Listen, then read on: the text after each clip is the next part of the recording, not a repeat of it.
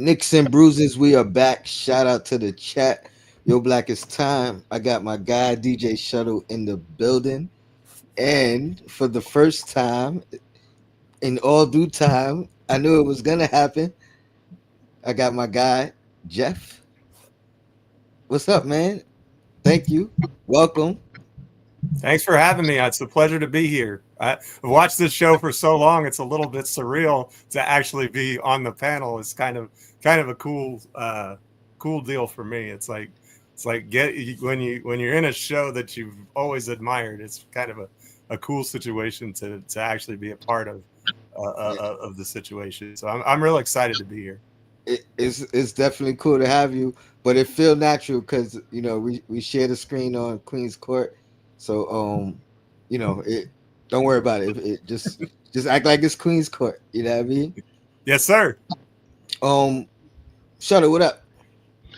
Yeah, man, we all aboard, man. We staying booked and busy, and we still getting these Knicks games in, though. That's what up. That's what up. Yeah, man.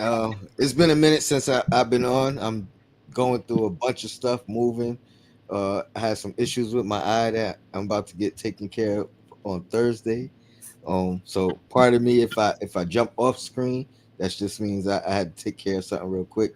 But it's definitely glad to be back. It's been a minute. I think I've only jumped on two shows in the last 10 days, so I'm glad to be back for sure. Shout out to Corey Lee in the chat. We got the coach in the chat. Appreciate you guys. Um, Anybody seen the roommates pod with James Dolan? I saw clips of it. I hadn't been able to watch the whole thing yet. I was planning on getting to it tomorrow. That's Oh, my workout well, pod a lot of time. hopefully it's not too much of a spoiler because I'm gonna talk about some things from there. You could reference the clips that you've seen, and I know Shuttle. I know you said you didn't see it all as well, but I thought it was such an amazing show. You know what I mean? I had to break it down and talk about some talking points. I thought it was a good look for Dolan for sure. He is very invisible, doesn't do interviews. You know what I mean? Anytime he's in the news or on a talked about on a podcast, it's usually something negative. So I thought this is a great time for him to kind of change his image, and I think the people who do see it, you know what I mean. I think this will change his image, even if you didn't have a bad image of him, like myself. It definitely even brought in some of the things that I wasn't aware of. But I got Jay Boogie coming in soon. Salute to him. But yeah, what stood out from the clips that you guys seen? Well, I'm going to piggyback on what you said. While I didn't see the entire thing of what I did see, he seemed very comfortable. He seemed like it was a natural flow for him to be on the pod.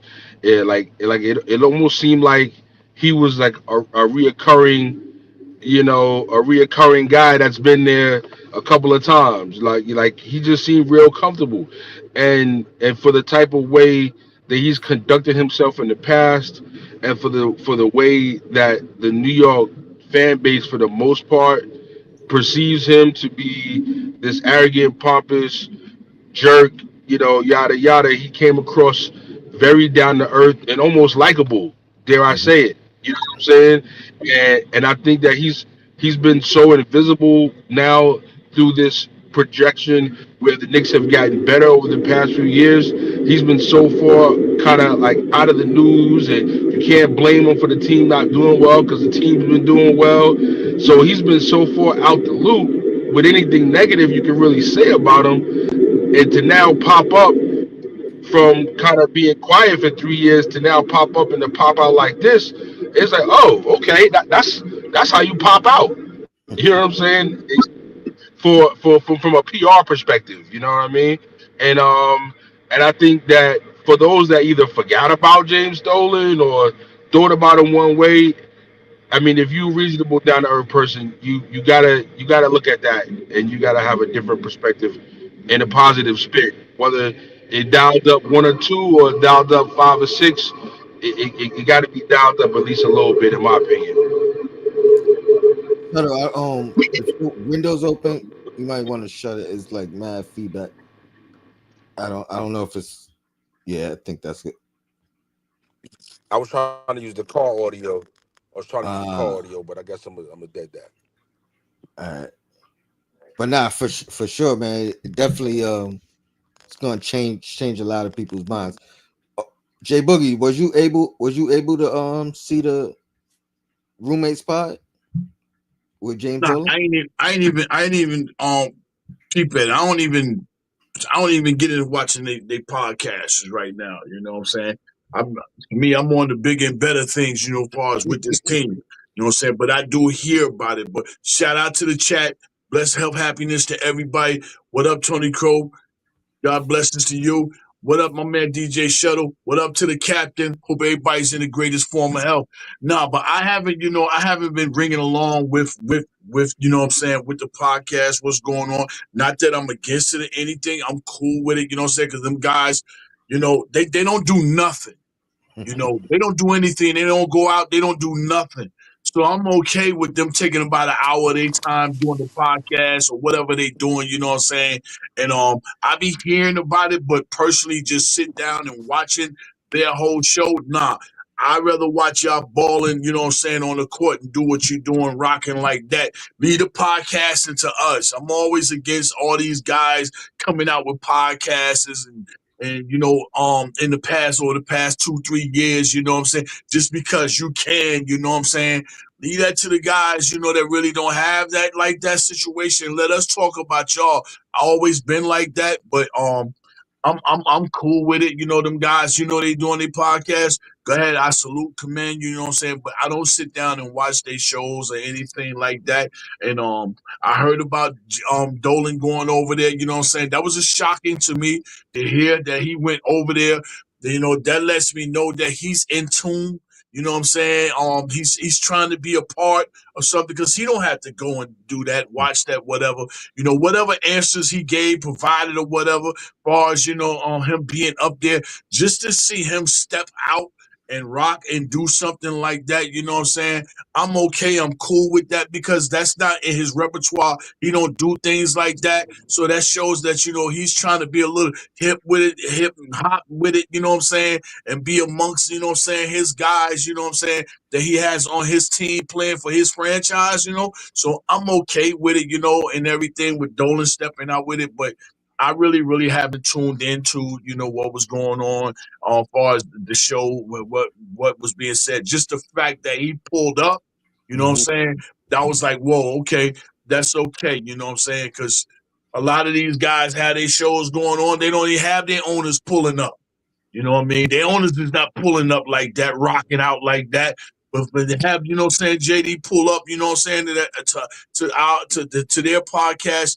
That's humongous and big, you know what I'm saying? Because he don't have to do that, They know him as not, not a step out guy, not hip hop, not none of that. Don't want to talk, don't want to, and he known to say something to mess everything, you know what I'm saying? But he pulled up, man. So, I'm cool with that.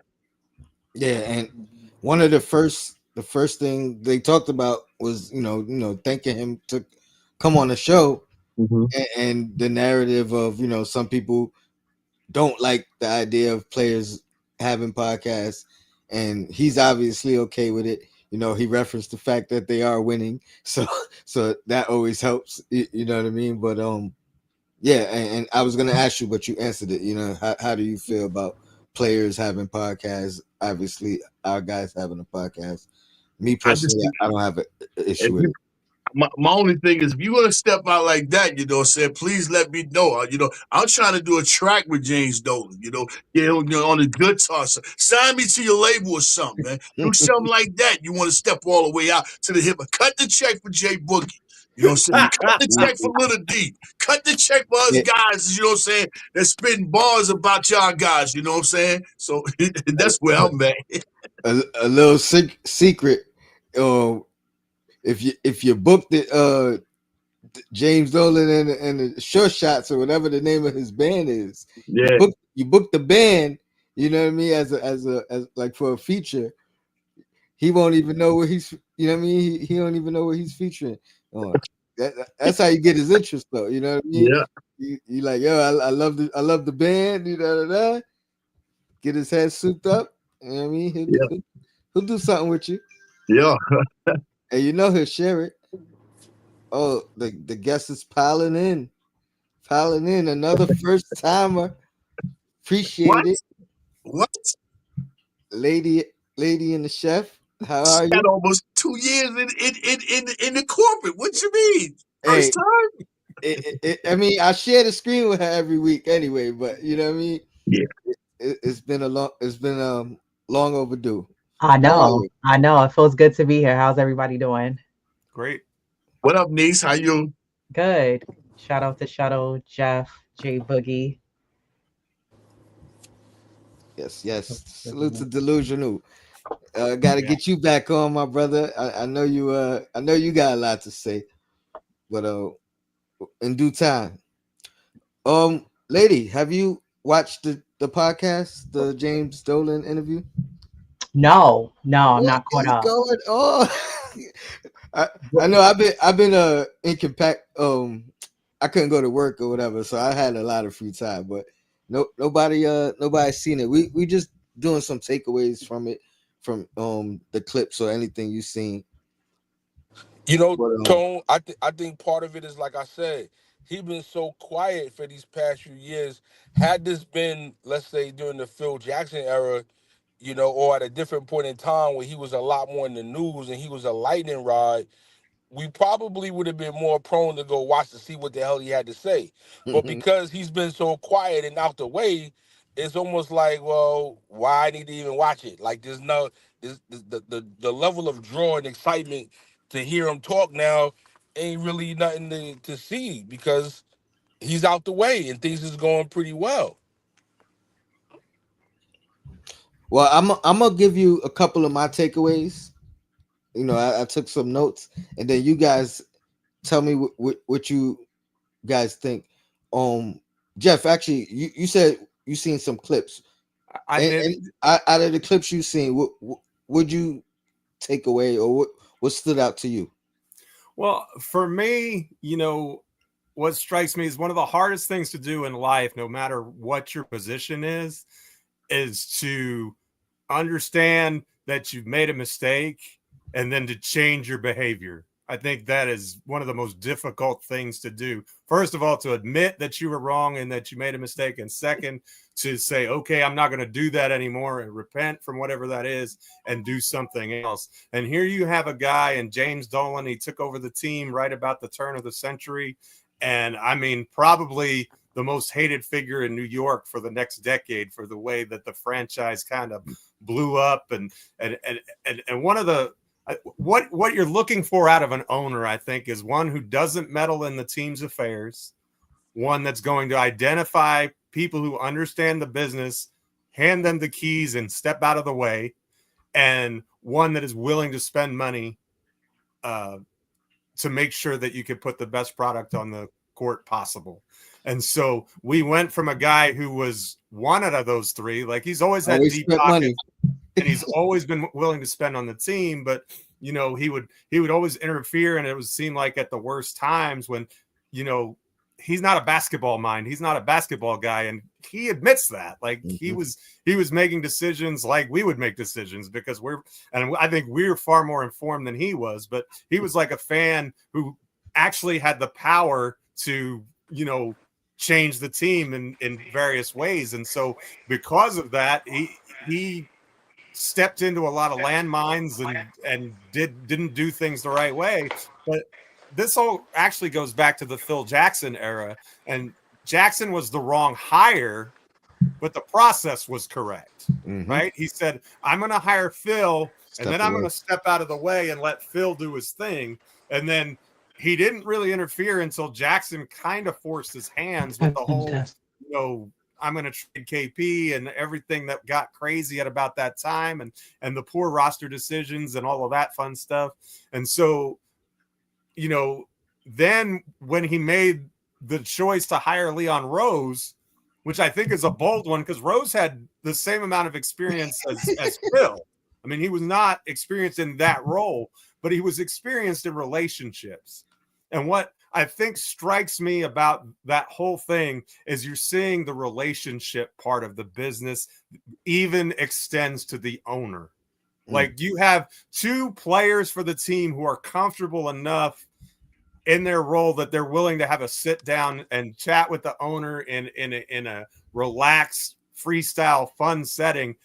I don't think that's common across the world of sports. I mean, you're talking about an owner and player situation. A lot of times that's an adversarial relationship, even when things are good, right? Because that's the boss, right? The boss's boss, if you will, because I guess the coach would be considered the boss. So that's like stepping up with your CEO and just having like a chill time. I think that's really cool. And to see that Dolan sent the right message. This is Leon Rose's team. I'm comfortable with the guy that I hired. I'm going to let him go to work. I'm going to let him do his thing. And I'm just going to do what I need to do, and that's sign the checks and stay out of the way. And now if he could bring Oakley back to the Garden and make peace there, I would really be happy. That'll clean his image up all the way together. You know what I mean? That'll clean everything up. You said a lot, Jeff. I'm trying to remember. I had so much things I wanted to interject on, but the relationships. Or I think Dolan's always had good relationships with the players. I think that's always kind of been known. It's never been so public. You know what I mean? As far as like you saying, making himself available visually for the fans to actually see. Trying to think what else what else I wanted to interject on. But yeah, one of the things that stood out from me was his acknowledgement of his mistakes. That's what it was. You know, he meddled with the basketball side a little bit too much. You know, put his hand in forcing trades, denying trades at times, and not letting the basketball people do the basketball things. Then you mentioned him. You mentioned Leon Rose. You touched on a lot of my talking points. Leon Rose, you know, not necessarily having a basketball background, and you know that was a risky move. And then to Leon Rose's credit, not having the basketball background, he went and grabbed all of the best people from all of the different areas that we need for basketball. You know what I mean? When you talk about the cap guy, you talk about the trainers, the medical guy, you know, Tibbs. Like he went and grabbed from the top of the list of all these different areas to fill in the gaps of stuff that he doesn't know, and him learning on the job. So it's almost the same thing. You know, Lee Dolan go ahead and make the hire and then kind of takes a step back and trust them. Leon gets hired and he starts trusting the guys that he's hiring that have the top knowledge in all these different areas. Um Lady, did you see any of the clips or I was no? just reading it while Jeff was speaking on it. I am gonna go and watch it. But from the little that I read from the interview, the what stood out to me was Dolan saying we're kind of there, and he seems to, was trying to watch what he was saying. But I kind of agree with what you were just saying. I think that he's pretty, or what Jeff was saying is that he's like, I'm gonna stay in the background, and let them do their thing, because that was always an issue I had with ownership with the Knicks in the past, was that there was too much corporate headquarters trying to have their hands in everything, and it's coming from people who have no basketball experience, but they're wealthy, and then I think that that became a disruption with the Knicks and the flow of the Knicks progressing forward. There was always a tight nip of like, no, no, no, you can't do that because I'm the owner. And it seems like he's become more lax, and I don't know, having Leon someone he trusts and brought along and said, okay, well, you do your thing. This is your forte. I'm gonna just write the checks and bring the players that we need here and bring in Tibbs here. So there seems to be a better structure also when I watch the Knicks play. But I don't. I say that they're working towards getting there. They're not in contention this year, but they're working towards there. And I can say as a fan, I'm happy with the changes that Dolan taking a step back and allowing Leon and the gang and Tibbs do their thing. So, but I do want to check that out. I know, the roommates. Someone asked me a question on one of my lives not too long ago and said, "Do you think that they should stop doing the podcasts and focus on basketball?"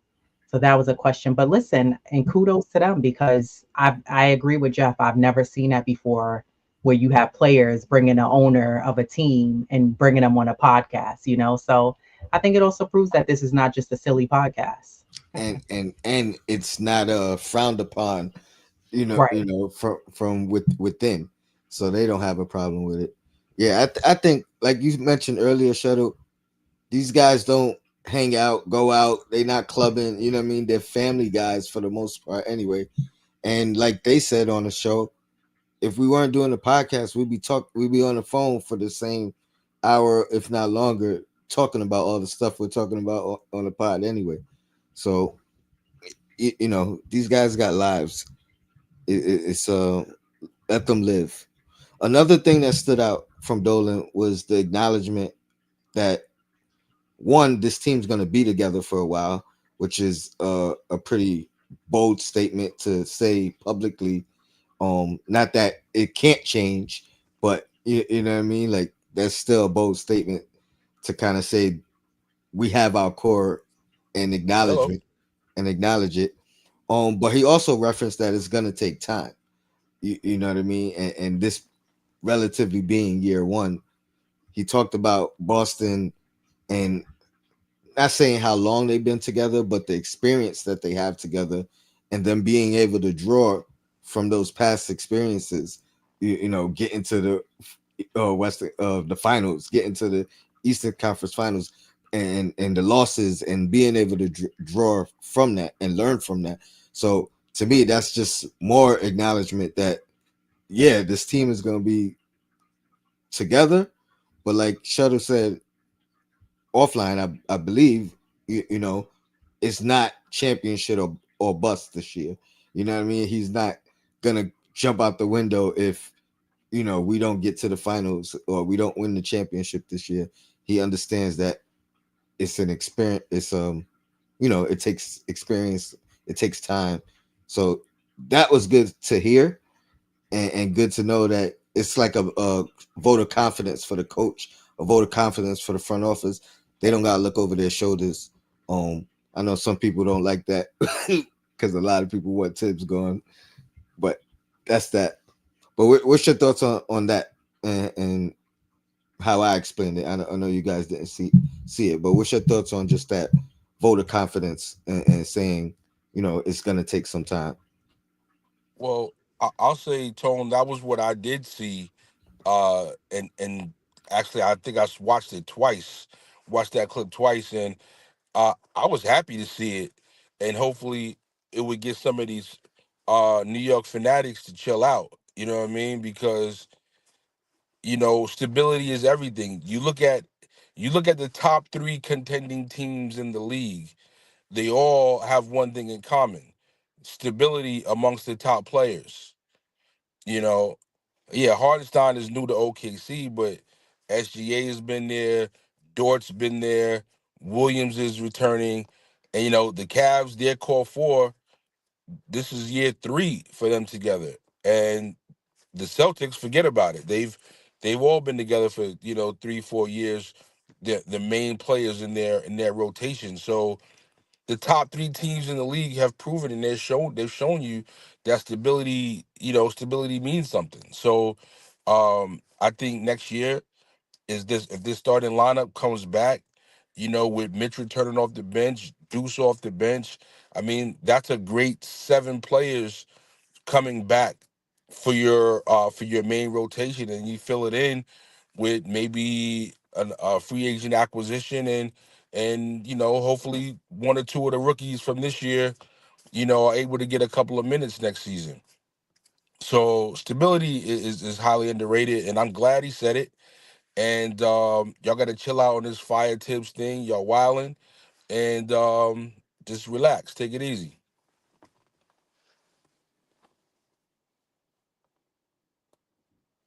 You're muted, Tone. That anybody else want to chime in on just that aspect of acknowledging that it's going to take time Well, I and think Shuttle makes a great point, and just to add to it, I think of it as like if you're a carpenter and you're building something, it all starts with your foundation, right? And so many times we get the house halfway built, and then we want to bulldoze what we've already built and start completely over from scratch instead of maintaining that foundation and finishing the rest of the structure. And right now we've got a firm foundation. We've got solid bricks in place. We've got Jalen Brunson and Cat as cornerstones that you can work with. And so now you build on those cornerstones and keep moving forward and keep adding to what you already have. And again, that stability, that structure, that is really vital, I think, when you're talking about building a championship team. Look at Denver. I mean, and Milwaukee also. It took them quite a bit of time to find the right mix, and then everything kind of broke and fell right for them. So it's important that James Dolan has that perspective, and that he's not just going to have a knee-jerk reaction after emotional reaction after a loss and say, okay, I'm cleaning house, but he's going to say, okay, I understand this is a big picture. It's a long process, and I'm going to trust the people that I put in place, and I'm going to let it play out. no doubt. I got two more things that I'm gonna reference. I'm not gonna give it all away, but it's two Hey, things. real quick, Tone, to feed Yeah. off of what you were saying, being that you're saying, far as he spoke upon the other teams and where we at, and the team is going to stay together and everything. That's a great situation, because I always speak upon journey. You got to go through a journey to get to a championship. You know what I'm saying? And Boston has done that. Be honest with you, when you look at Boston and you look at Cleveland, they're both are supposed to be in front of us as far as chemistry and togetherness. I don't think Cleveland broke up nothing in their starting rotation. Boston is pretty much the same. But just to jump, when you talk about OKC, you talk about Hartenstein being over there. That's a role player. It's much, much easier for a role player to fit amongst a new team than it is for key players. We have major key players on this team. Bridges is a key player. OG is really a key player, and you got Towns, which is the key player, and Brunson. You have to put Brunson in there too as being a key player himself, because all four of them guys have to fit in and learn amongst one another and learn how to play together and everything. Josh is a role player, so he can easily just fit amongst everybody because he does role player type things. But when you're a key player, you got to learn and understand what are one another's weaknesses, their strengths. You know what I'm saying? How are they going to be there at the time when I'm trying to deliver the ball to them? All that takes its place. And for me to look at this season and think about where we're at, far as I think we're in a great position, a great situation, far as all the key situations that we have amongst this team versus anybody else. Being right here with third seed, still right here, and now that our captain, he's not playing, we still with 4-5 games in front of Milwaukee, we're in front of Indiana and everything. We're in a great position to be where we at, and it's not going to happen overnight. But being that we've been so long without it, we are so much in a rush to, you know what I'm saying, to hurdle over the sprint instead of just making a sprint. You know what I'm saying? The 100-yard dash and the hurdle dash are two different things. You have to get over these hurdles. We already did the dash, but now we have to hurdle over certain things that we haven't been through before, and it's not going to happen overnight. And when you look at Boston, when they went 5 straight years before they got to the championship, 4 straight, Eastern Conference, Eastern Conference, Eastern Conference, Eastern Conference. Then they got there. So like when people say, yo, second seed is bust, is over in for us, you know what I'm saying? No, I don't look at it like that because last year I do know in my heart, I don't know about anybody else. I do know in my heart we'd have went further if we was more healthier. You know what I'm saying? Health played a big part. But for us to get along where we need to be, we're gonna have to go through these top two teams. And if we're not there yet, that doesn't mean that it's a failure. Not for me. I don't look at it as being a failure. But I'm happy where we are for the team. I'm happy with James Dolan. You know, Captain spoke upon. You know him cleaning it up. You know, you don't want to be remembered by. You want to be remembered of. He's remembered by some of the things that he did in the past instead of remembering of some of the things that he's learning how to do now. You know, he's changed a whole lot, staying out of the way, and it takes time to find the right personnel, the right situation, you know, for somebody to be your hiring and your position to handle all these millions and millions and millions of dollars and make everything work. You know, I'm glad that he's finally got the right personnel in his office to run his ship. You know what I'm saying? Take control. You know what needs to be done in Leon Rose, and it's only going to get better and better. And you know, ain't nobody else got paid up under Leon. Leon only gave Thompson money. Nobody else under his staff has got no money. You know what I'm saying? So that goes to show me that them guys is really working for. Their mind frame is really in is working towards trying to do what it takes far as the, you know, building towards a championship mode before they start thinking about money. Everybody else will be like money, money, money, money. There's only my I ain't doing this because I ain't got no money. Them guys is really consistently working, and I'm happy for the whole organization, everything where we at. And like Sheldon said, y'all, pipe down a little bit. You know what I'm saying? We in a good situation. Pipe down. It's not as bad as what we all want to be, but you know how we can get as Knicks fans. You know, at times we want to flip it even worse than what the situation really is. We're in a good time, good situation right now. Facts, facts.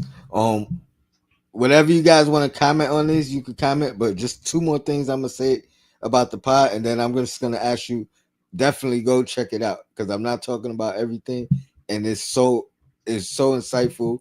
It was such a good look for him, and I think you guys will all enjoy it. Um, he referenced how much he loves team basketball, right? Um, and then he also referenced the 2004 Detroit team, how they seemingly, didn't have any superstars. Obviously, we have a superstar, um, if not two, but just the way they played team basketball and all five guys were able to kind of contribute and be just as meaningful to winning that chip, or just as important to winning that chip. And I think that's what he sees in this team. Once guys like Hart, I mean, pardon me, guys like Mikhail kind of finds his footing. Guys like OG, who's been on a terrific stretch the past like 10 games or so, like that's what we need from him. But I've been saying that for some years before Brunson, and it was just nice for him to reference it. So that stood out to me. And then the last thing I want to mention is he said he's never selling the team, which I know some people don't like that and still want him to sell the team, but he's like, it's a lineage thing. You know what I mean? It was passed down to him. He's gonna keep it in the family and pass it down to whether it's his kids or his niece or nephew, whatever the case. Um, so I just thought that was dope. And he's like, if somebody else owned it, like, would you sell? Would you sell it? And it's probably not. You know what I mean? Like, it's not about making money for him, making money, like trying to sell it to double the money or whatever the case. It's about a historic organization, a historic franchise, and wanting to keep it in the family. So I ain't mad at him. And anybody who did want him to sell it, I think he gave a good enough reason for you to understand why he wouldn't. Um, any thoughts on that? And then we're gonna talk about the Brunson news and expectations for this team without him. Well, All I guess you right. could. I guess you could put that pipe down about Dolan selling the team. You know, you can put the pipe down and stop smoking because he made it clear that he's not. I saw that clip also. He's not interested. And listen, I say this all the time. If you're an artist, you know, either you trying to get your masters back or you trying to be independent and keep your masters. And it ain't really no different. So if you can appreciate that in another form of business, how could you not respect it and appreciate it, in his form of business? So, um, yeah, I mean, that's that. So, I'm glad his perspective is long term with the team, and as long as he do what he been doing, staying low key, staying out the way, and I don't know if it was before we went live or since we went live, but we had mentioned about bringing Oakley back. If he could address that Oakley thing, man, like people might actually really like James Dolan. So I'm hoping he gets that done while Oakley's still alive, and and we could officially be back, in terms of bringing the OGs back to the Garden and bringing that energy and that attitude. It'll make quite a difference. I think Oakley can still intimidate some players on the sideline. You know what I mean? That's a fact. Hold on. That'd be a podcast to watch too. James Dolan, Oakley sit down. I love it. Um, Shout out to my guy Chop Low, man. It's been a minute. You gotta come back or come on MBK or something, man. We miss you. Appreciate the super chat. He said, "Facts. This is the first season this squad. Brunson. It took them a couple of seasons. Look at Boston. Excuse me. It took them a couple of seasons. Salute Tone. Salute J Boogie. Salute panel. Appreciate you, man. Yeah, man. It took Boston a while, and they were screaming to break the team up. They can't do it together. Shout out to them for keeping them together. But yeah, we just got the news. Brunson's gonna be out at least another 2 weeks. I'll be honest. For me personally, it wasn't news. Like I didn't think the initial 2 week window. Um, I thought it was gonna be longer than that anyway. I mean, he does typically come back ahead of schedule when he misses time, but at the same time, this looked bad and it looked real bad. So when they said 1 or 2 weeks, I took it with a grain of salt because for the most of the time when they have any type of timeline on a recovery, we exceed that timeline. Um, when the injury first happened, I told Sim, you know, we got to look at this as a blessing in disguise. Um, we need other guys to kind of find themselves, and I think this is the perfect opportunity to find themselves. Perfect opportunity for some lineups without Brunson to kind of find rhythms, and every lineup is going to be without him. So this is an opportunity for Tibbs to kind of find something, find some diamond in the rough, or a lineup that he didn't typically use, he may be able to use now and then see something from that. So I'm not really too worried about it. I think the worst case scenario for me was 500, down the stretch without him, and I think that's still doable. You know what I mean? It's right about where we are without him anyway. So I'm not too concerned with it. And then your thoughts on the timeline, and then we'll just get into what we expect, what we're hoping for, and who could possibly bridge the gap. Well, I think you have to learn how to speak Nick's language when they're talking about injuries. Anytime you hear reevaluated after 2 weeks, that means that he's out at least 2 weeks, and they're going to look at it in 2 weeks, and then they'll be able to tell longer term what we're looking at. They've been pretty consistent with that kind of language. They're also not going to be very forthcoming, nor should they be, about, as far as I'm concerned, there's no reason. We don't need to know. I mean, it's good for us to know, but I don't think it's something that we absolutely need to know about, a person's injury or whatever. High ankle sprains always take at least 4 to 6 weeks to recover from. That's just pretty standard. As someone who sprained his ankle a million times when I was in high school and college, I know that for a fact. So severity was high, and what I'm concerned with is I'd like to get him a couple of games in before the playoffs just to kind of knock the rust off and get back in his into game playing shape. But and I certainly don't want him to miss the postseason or any postseason games. And I don't think we're at that point yet, but that's kind of what I'm looking at as far as his timeline is concerned. Is he going to be back maybe the last week of the regular season? I think that would be ideal and give him some time to kind of break back in, reacclimate with the group and all of those sorts of things and get his win back, because there's no when your ankle is hurt, you don't get to condition and run and do the cardio that to keep your wind up, and you're out for 6 weeks, you naturally atrophy. So that it's going to take some time to build that back up, even for someone who takes care of his body as well as Jalen does.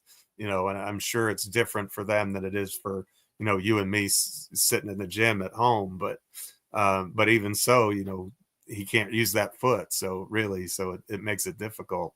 But and then I agree with you. I think this is a great opportunity for some other Knicks to step up. I think Mikal Bridges in particular, I want to see him rise to the occasion, because I really think he has the ability to step up and fill some of that late game role of taking and making difficult shots. I think that's within his skill set, and it's not something that the Knicks have really called on him to do very much this year. We've seen it in a game or two, but with him out, I really think that we need to lean into Bridges as much as we can.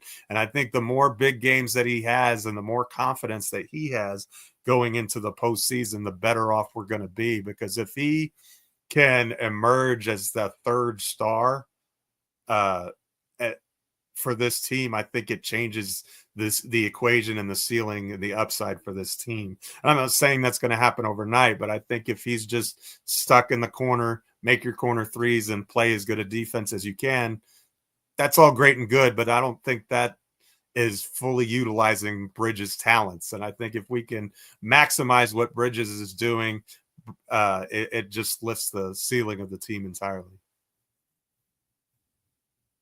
You're muted again, boss. I was just saying I agree. J Boogie, what's your thoughts on the Brunson timeline? Any concern? And what are you looking for from the rest of the squad in his absence? I need him healthy. I don't need to be trying to get him back for no games and no trying to jockey for positions or anything. We're not gonna slide out of home court advantage in the first round. We're not. We're gonna stay right there. He is more important for us in the playoffs than it is for him to try to, come back before anything. What he can do in practice before the playoffs start, I'm there with that. I'm good with that. I don't need him to try to be back, because Brunson, it's not going to take him long to get in rhythm. Long as he's in rhythm by the third game of that series and we going on the road, I'm good.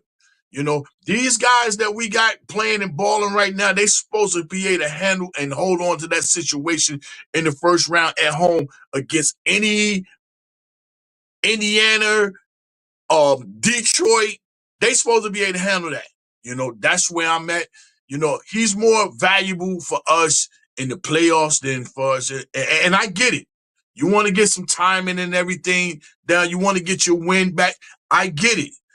But I need that guy as healthy as possible more than anything, because to get that swelling down out of that ankle and everything, it is very easy to irritate that, that ankle on some, trying to get your win and get your timing and all that back, with that high ankle sprain, So I'm okay. Let him sit out to April. I don't need to see him before I'll be at the Atlanta game. I don't need to see him. I don't need to see him playing then at all. After that, get ready for the playoffs because he is our most valuable piece, and we're gonna go as far as he can lead us. And if he's not on that floor in the playoffs, you know what I'm saying? That's gonna make us have a very very quicker exit. Yeah, I agree. I agree. Um, Shuttle lady, then oh Jeff, you went already. Yeah. Shuttle. Well, I've been saying this, for quite a while. Brunson dribbles the ball so much, Mhm. it keeps McCall's a guy that needs the ball a little bit too. Like he's a rhythm player. He's not necessarily a catch and shoot player. And I've read some stat that Brunson, dribbles the ball like 8.7 minutes a game with some crazy stat. Like he has the ball the most than anybody in the entire league. Yes, I And seen that. and I'm not saying that he doesn't perform well. I'm not saying he's not mostly efficient, but I would be remiss if I didn't say that he dribbles the ball so much that it kind of keeps other players from being able to have as much rhythm. And you notice that now in the games he's been out, that there is more flow.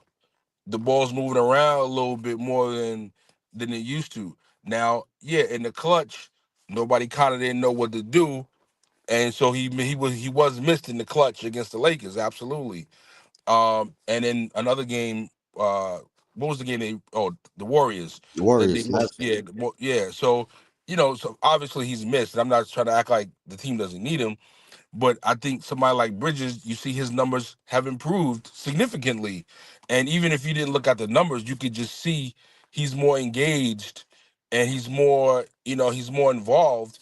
And I think that has to do with the fact that, the rock gets in his hand a little bit more. So, um, I think that with the time off with Brunson, sure, obviously you want him back, but you want him back healthy, and you don't want him back a game before he's ready to go. So I figured it was a high ankle sprain, or it might have been a degree right below it.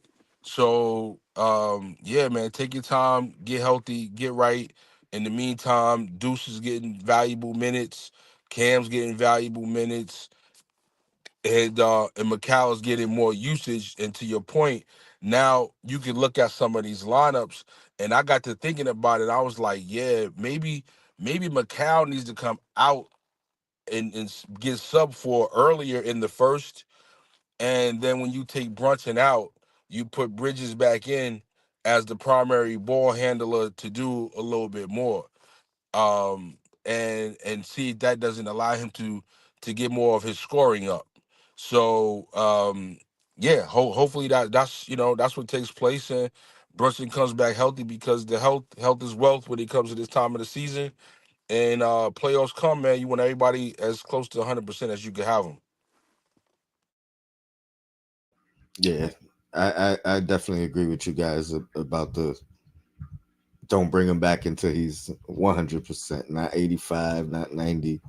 100%. Lady in the chef. Yeah, I agree with you all with what you were saying. I pretty much knew that um, Brunson was going to be out longer than they anticipated initially. But I agree. I'm all for, and I said this with Mitchell Robinson, don't rush guys back because to me, you need guys for the playoffs. You need them to be healthy and ready to go. I don't want Brunson rushing back. And not only that, I think like even if you look at last year, we were very fortunate that Brunson was healthy the majority of the season, damn near the whole season, and held it down for this team. So if anything, yeah, let him sit down, let him rest. But I also think that him being out is a good thing, kind of going back to what you said initially, Tony. This exposes who we have on this team to see who's doing what. And I think going back to the whole Dolan podcast interview on the Roommates podcast, the front office, they're in a like, especially now with him out, they're really observing and watching what the players are doing. So this helps them evaluate, okay, well, what do we need to do? Because part of that taking time for this team like the Bostons, like the Clevelands, like Denver's. It took them time. Milwaukee, it took them time. It is going to be a timeline, a time journey with the Knicks.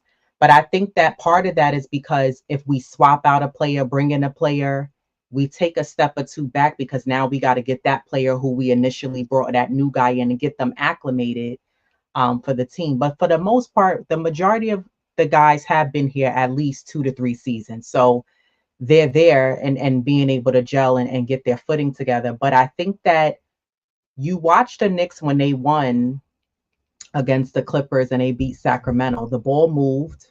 Guys were moving out without the ball. It was a high paced game. The Knicks looked like they had control. They weren't allowing the defense to dictate and tell them what to do when they were on offense. And it's just unfortunate because the Knicks went away from that when they played the Warriors. And that's something that I think that this Knicks team really, and I've been saying this all season, I said it last year, the Knicks have to be better at being more consistent. They do things. We even saw this last season where they would have flows and rhythms a couple of games, and then you was like, yo, what happened? It's like they forget it. Like what why y'all went away from what was working? Because the Warriors weren't doing anything spectacular. When we played the Lakers both times, they didn't do anything spectacular that was like, yo, nah, they they brought it to the Knicks. It was nowhere near like a contest when we played Boston or Cleveland. It was nothing like that. So I think having Brunson out, it allows Tibbs to see and change up his rotations and see who works with who and change up maybe the rotations and switch guys playing with each other. But I also think that, I know Jeff has been calling for seeing both OG and Mikel have great games together. I want to see Mikel step it up. OG's been on a nice run. Deuce has stepped it up as well, but Deuce has been a little streaky with the shooting. Some nights he's been a little off, but he's carried us a lot of games where if it wasn't for his prominent shooting, we would have been out of the game. But I want to see even guys like Shaman. He's starting to get more minutes, Mm-hmm. and even a guy like Precious, just because Tibbs is not giving you as many minutes, stay ready. He seems to be sluggish out there, but like Shaman, I like the energy defensively that he's given. So I just want to see these guys get back to that team basketball, like Dolan was saying.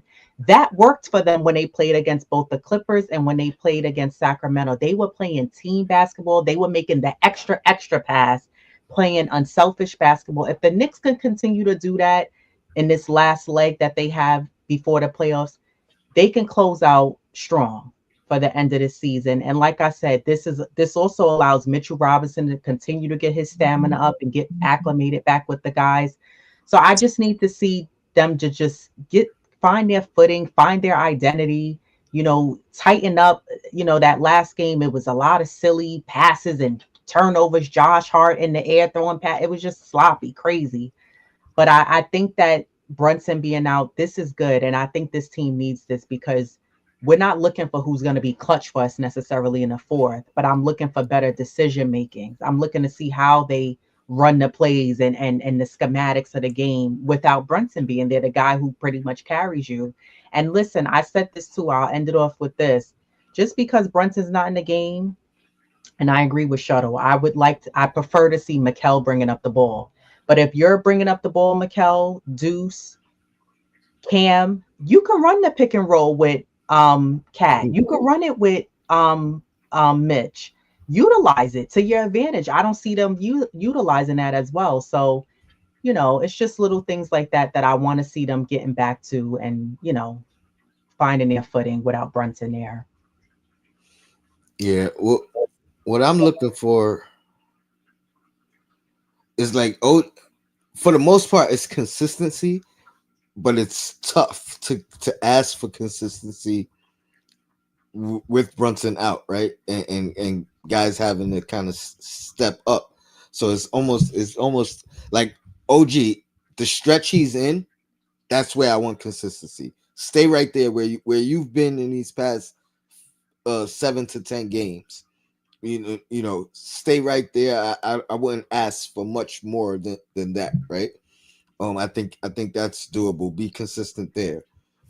I think Deuce has been great. Even in games where he wasn't shooting well, I think he's won us some games defensively and not necessarily having an offensive impact. But again, consistency. Can you get back to that consistent shooting, because I think that's been the only gap in his game all year long. You know what I mean? So find that rhythm to where your shot is falling every night. I think that's doable. When it goes to step up, I feel like Mikal is the guy that has to step up the most. He's probably been the most inconsistent all year. So right back to that word consistency, but he's it's more than consistency for him. I think he has to also step his game up, and this is the perfect opportunity for that.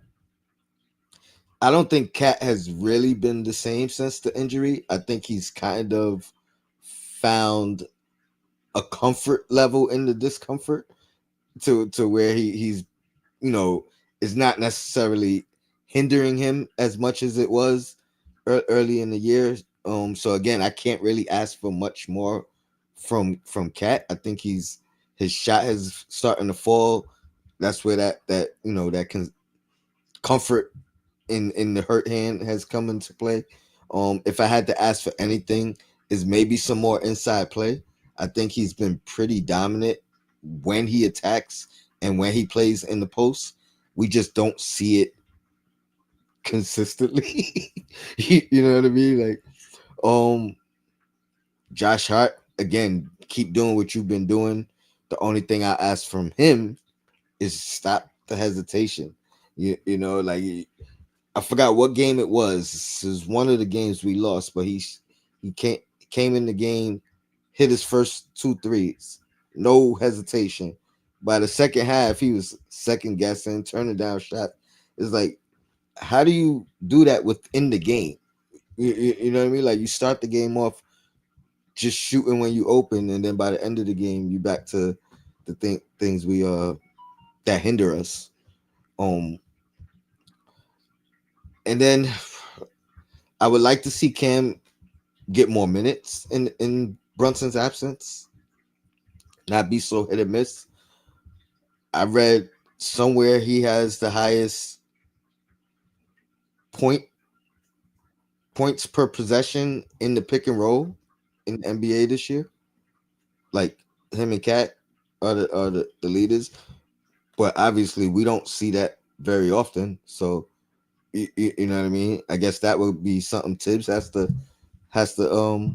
acclimate and let Cam play through some mistakes. You know what I mean? Like win or lose, I think we're gonna need him, and we need that confidence. We need him to have confidence when he.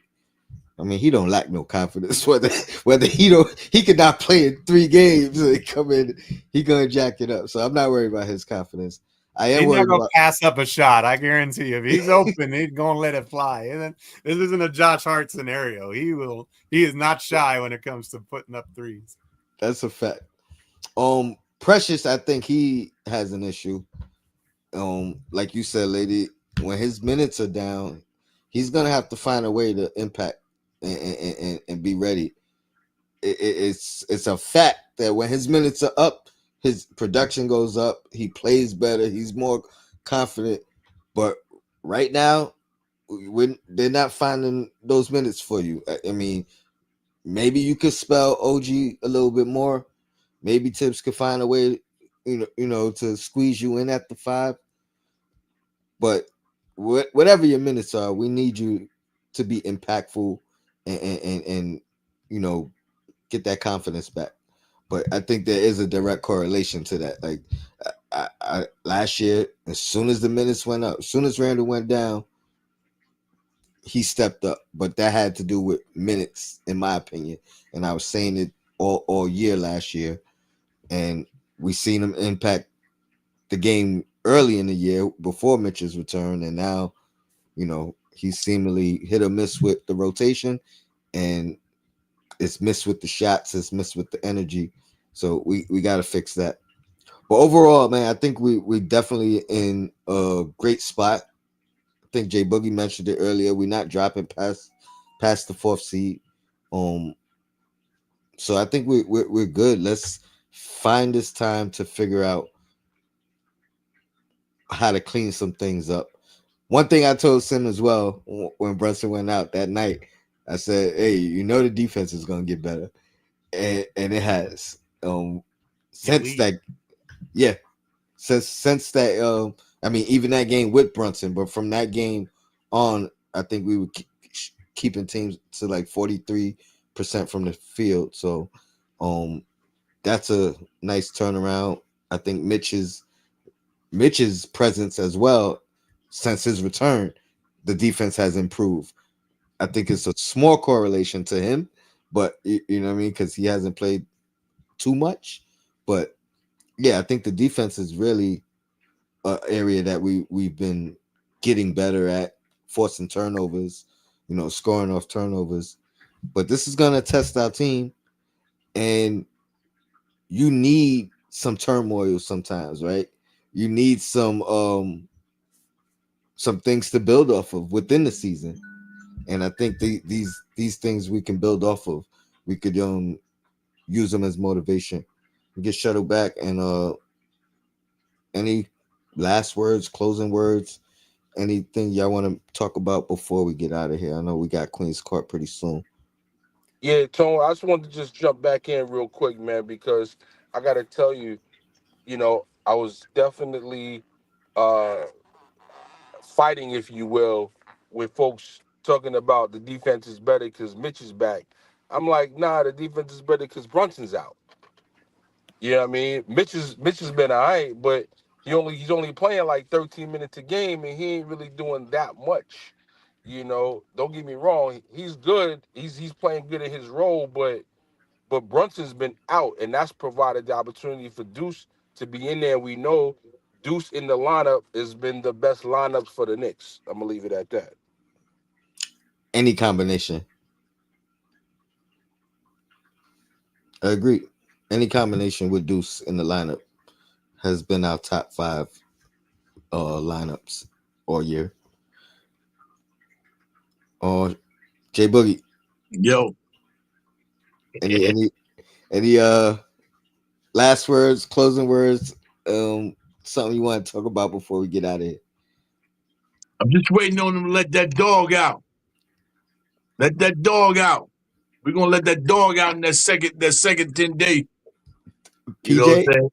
Yeah, we're I gonna hear let that dog out. And You what's know, that dog gonna do? Because you know. somebody else at J Boogie, what's that dog gonna do? Well, it's not what he's gonna do; is what he's already been doing. He's been giving us something that if you're looking at the game, you see he's in tune to every play, and more importantly, I don't see several times where he talked to guys about something they was either not doing or should have been doing. Voicing on the floor, not just watching the game. See, we got so many players that don't say nothing. You know what I'm saying to one another, like they don't have an input or say so. You're a teammate, so I do know for a fact that when he gets called, he's gonna lay it all out there on the floor. You're gonna see a whole different type energy level go out there on the floor. Now I know some people they wanted another route to go far as with the team, and some people are just on some wait and let me see what PJ's gonna do. You know, it's a few things we could have done, far as with our last roster spot. But when you got a warrior type guy, something that brings to the table what we don't have, a a a, um, a get down and dirty type guy. This is what he does, and he's gonna go out there all out on the floor. He doesn't need no plays called for him. He don't need to do anything, but he's gonna be everywhere like he's supposed to. You know what I'm saying? Like he's supposed to be all five positions. Um, I'm just I'm just waiting for the playoffs really to start. And I do know if he's on this roster, if he's gonna help put a spark to this team. I said it before that I did know personally that this was a team that he wanted to be on 3, 4 months ago. when he was with the Clippers. He wanted to be here or in Miami. But when the Jimmy saga was going on, he shied away from that. I don't know what was happening, what was being talked, you know what I'm saying? But his planning and their planning was to get together. And it happened. And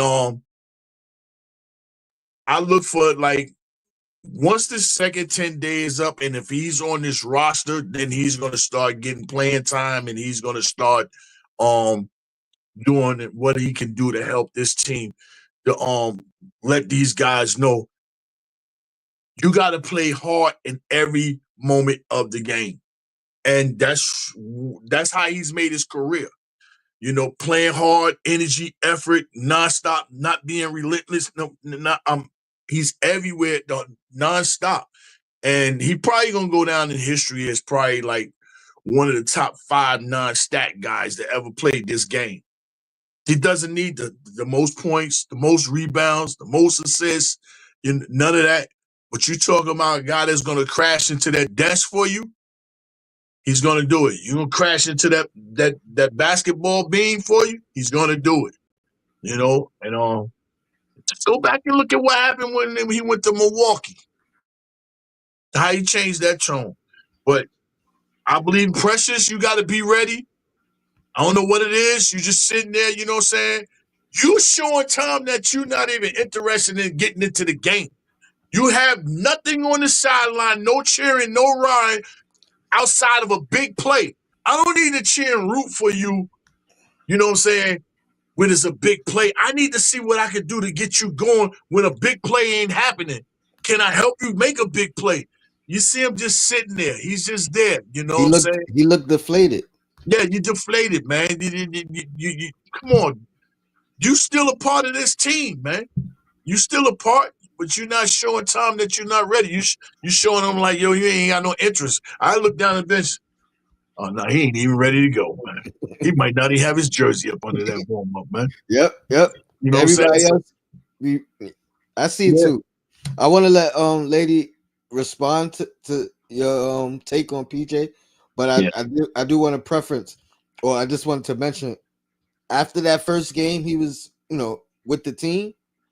I text Queen and Sim, maybe Shuttle as well. I'm not sure, but I'm like PJ looked like he'd been on that team all year long.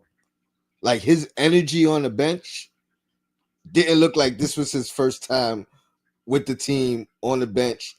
To your point, Jay Boogie, you could see him telling Josh Hart to shoot the ball, and them have like they obviously had some kind of discussion prior to, because you see Josh Hart pointing at him every time he hit a shot. You know what I mean? You can see his energy speaking to the younger guys on the team, to the vets, to the leaders on the team. So his leadership is I gotta admit is undeniable. His impact like on the floor, on the court, I'm not sure of. I did mention him as one of the guys as like available in when we had the roster spot. I ain't gonna lie, most people killed me just for mentioning him. You know what I mean? But I didn't even realize at the time he hadn't played all year either, not a single game. So let's take that into effect as well. It may be a little bit longer before he sees the court, if he sees the court, because you know how Tibbs is number one with the practices and that getting your win together. But he's got to combine, Tibbs protocol and then just the protocol of making your way into the game. Like it may be a minutes restriction or whatever the case, because he got to get that conditioning. But yeah, any response to Jay Boogie as far as what's he gonna do? And did you at least see the impact from the bench as far as I 100% see the impact from the bench, and I love it. Listen, I'd rather the Knicks go after PJ Tucker than Taj Gibson, because I don't even know why Taj was even in the conversation. Like, we gave you an opportunity, but not here. Okay, moving on. PJ, and I think we spoke about this on the Queen's Court. I believe it was last week. I said that I think Queen mentioned it and was saying, well, he can be a good vocal leader for the team, right? And I'm all about giving players opportunities to prove what they can do on a team, because a lot of times I feel like not even just Knicks fans in general, when you're a huge fan of a team and whatever sport, and there's talks about a player possibly coming there and to your favorite team, sometimes as fans, we're like, nah, I'm good. But I find when we do that as Knicks fans, then players all of a sudden they get in rhythm and they find their mojo and they start playing well for us. You know, a lot of Knicks fans was like that when Cat was in a conversation. So I think that you have to just wait and see, and that's where I am with him. I'm like, because honestly, I've been a big proponent of who's the vocal leader on this team. I remember, and shout out to Queen, she was like, yeah, at one point, up until recently, we wasn't really even seeing Brunson communicate when he was facilitating and bringing the ball down. He was like Mr. Mute. And now you see him pointing, telling guys where to stand, get on the block. I'm seeing Mikal guys are just speaking and there's more communication on the floor. But I agree 100% with Jay Boogie. You need somebody calling these guys out to be like, yo, you got to get there. You're a step or two too slow, or you playing behind him. You got to get him off and cut the lane off. You got to see your guys, see the ball. Like, you need somebody calling guys out who's not afraid. Like, at the end of the day, we're professionals, we're teammates. I'm telling you out of love. I'm telling you out of the long run. We trying to get better each game. We trying to get better each year. So I think that the Knicks are missing that because we don't really have that here. Like, I remember we were talking about it. We said, is it Josh? Who's that guy who's calling other team members out and not just Tibbs? You know what I mean? So you need a player like that here. And I'm hoping that he continues on with that, which I'm sure he will. But also when he comes on the floor, he can also produce as well and give whatever he can in whatever little bit of minutes. And I think that if he starts to get in, and he does and make things happen, and Precious doesn't, Precious is going to end up on that bench unless he gets lucky and gets back in. So yeah, I'm not sure. Someone said Precious seems unhappy. He does seem a little unhappy, maybe because he's not getting as many minutes. But like I said, if PJ starts to get inserted into the game and starts hustling and diving for balls, and Tibbs is gonna be like, all right, well, I'm gonna rock with him because when I'm putting you Yo, in, right, you ain't doing nothing. So Precious, keep being lackadaisical. It's like he took a gummy before the last game. I said, damn, did he take a gummy? He was like this, right? Couldn't grab the ball. I said, what's going on? Somebody needs to check on him. He And you wasn't right. and he been So, here. He been here last year. He should know better. but right, I thought he got out of those bad habits. Right near the basket, can't put the ball in. Just sloppy, a hot mess. yo, I gotta say, man, I don't really care if PJ Tucker sees the court. Like, I'm kind of hoping we don't need him to touch the court. To be honest with you, like, he's good at what he does. He's a master motivator, and the reason partly why he's connected with the guys on the team so quickly is because that's who he is. I think that he's one of them guys that is respected in the league, even if you're not on his team, even if you never played with him. Like, yo, you already know who he is and what he brings to a team. So Hart's that kind of energy anyway. So I think it's good for Hart. It's somebody to take away Hart needing to be that guy for the team a little bit, and it needs to be an OG person. You know what I'm saying? It needs to be an older person. That's the person doing that. Like, it can't be my peers. And then most of these guys, like, nobody's even in their 30s on this team. Hmm. So realistically, I mean, guys that are in their rotation. Like, so realistically, like, those guys can't really be an OG to somebody, no pun intended. They can't be an OG to somebody else because you my peer. Like, don't talk to me. You know what I'm saying? It gotta and that's why I was a proponent for Taj Gibson, because I'm hoping he doesn't touch the court. Same way I'm hoping Tucker doesn't touch the court. I just need you to be the OG, the master motivator, somebody that is putting a battery in the back of the starters that are additional eyes and ears, coach on the sideline, and that kind of thing. But I think Tucker is great for that. And please, I hope he doesn't need to see the court.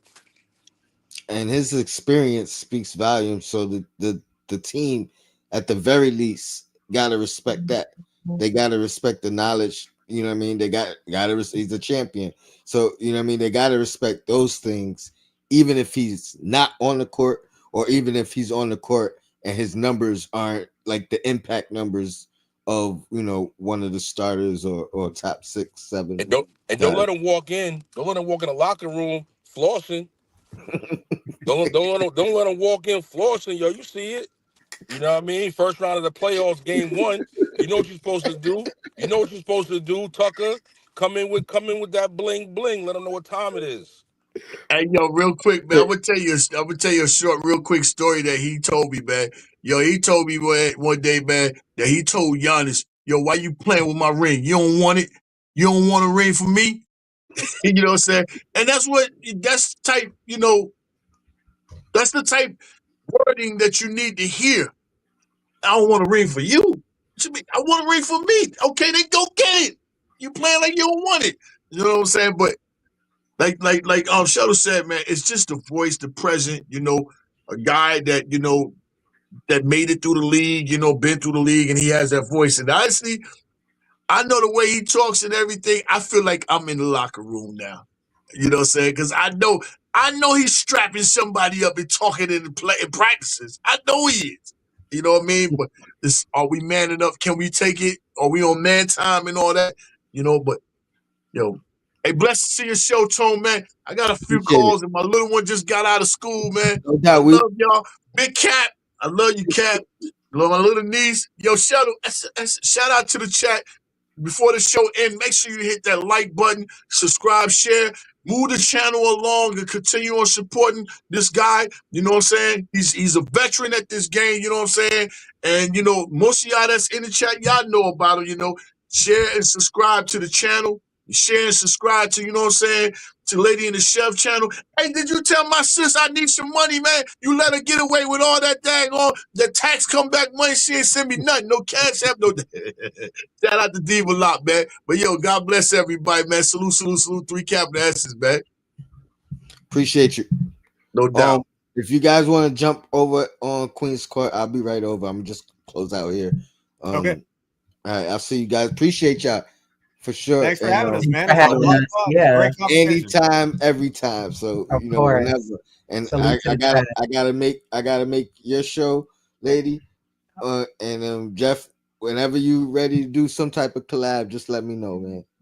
For sure. I'll be one of Appreciate the y'all. first people I call. You're awesome, bro. I'll see y'all in a second. Oh, to the chat, man. Appreciate you guys. I know it's been a minute. I'm glad you guys showed up when I came back because I know how it is. There's a lot of content out there, but I'm getting my stuff together. It's probably gonna be about another month. I gotta get this procedure on my eye on Thursday, so I'll probably be taking another little break for a week or so to recover, and then I'll be back like I never left. But yeah, stay tuned. Tune in every time I come in. I appreciate y'all. Replay gang, appreciate y'all. Until next time, your blackest time. Y'all already know. I see y'all on the Queen's Court.